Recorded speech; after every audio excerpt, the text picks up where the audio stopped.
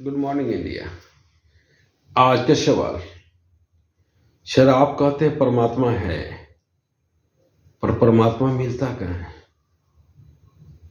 बहुत अच्छा सवाल है। हम परमात्मा को खोजने कहाँ जाते हैं? मंदिर, मस्जिद, गिरजाघर। कभी हमने सोचा है कि परमात्मा का खोजने का रास्ता क्या सही है? परमात्मा क्या मंदिर, मस्जिद, गिरजाघर में मिलते हैं? आखिर परमात्मा है कहाँ और इनका मार्ग क्या है, रास्ता क्या है परमात्मा से मिलने का? तो परमात्मा से मिलने का रास्ता कर्म योग है। भगवान श्री कृष्ण ने अर्जुन को बोला, हे अर्जुन, तुम क्षत्रिय हो, तुम्हारा परम कर्तव्य है युद्ध करना। अगर तुम युद्ध में वीर गति को भी प्राप्त करते हो तो तेरी जय जयकार होगी, पर अगर तुम युद्ध से भागते हो तो तेरी चारों तरफ निंदा होगी, क्योंकि तुम क्षत्रिय हो। अगर क्षत्रिय नहीं होते तो दूसरा मार्ग हो सकता था, पर तुम क्षत्रिय हो, इसीलिए तुम्हारा परम कर्तव्य है युद्ध करना। तो अगर आप स्टूडेंट हैं तो पढ़िए दिल से। अगर आप किसान हैं तो दिल से खेती कीजिए। अगर आप पेंटर हैं तो दिल से पेंटिंग कीजिए। अगर आप डांसर हैं तो दिल से डांसिंग कीजिए। अगर आप कवि हैं तो खो जाइए कविता की दुनिया में। कहानीकार हैं, खो जाइए कहानी की दुनिया में। फिल्मकार हैं, खो जाइए फिल्म बनाने की दुनिया में। एक्टर हैं, खो जाइए एक्टिंग की दुनिया में। वही मार्ग है परमात्मा की प्राप्ति का। एक समय आता है जब आदमी काम में रम जाता है और लगता है कि दुनिया में इससे अच्छा कोई काम नहीं। जब आपको यह अनुभूति होने लगे कि दुनिया में इससे अच्छा कोई काम नहीं, तब आपको परम आनंद की प्राप्ति होने लगती है। और जब परम आनंद की प्राप्ति होने लगती है तो परमात्मा का भी दर्शन होने लगता है। तो एक क्रिकेटर का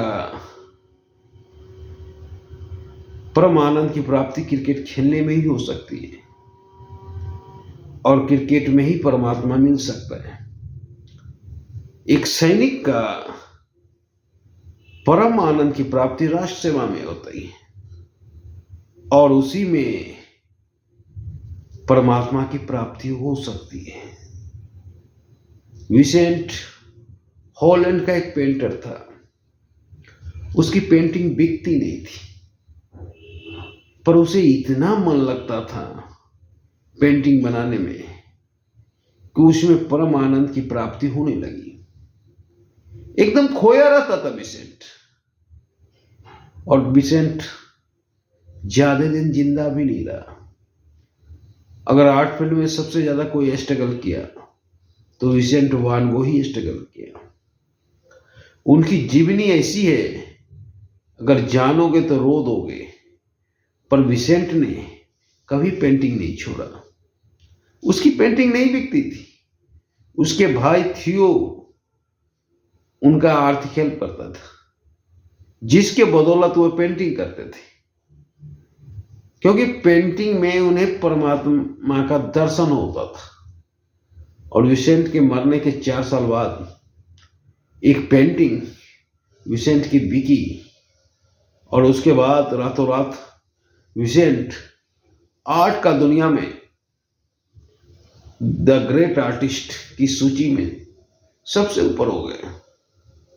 हॉलैंड की सरकार ने विसेंट के नाम से एयरपोर्ट बनवाया।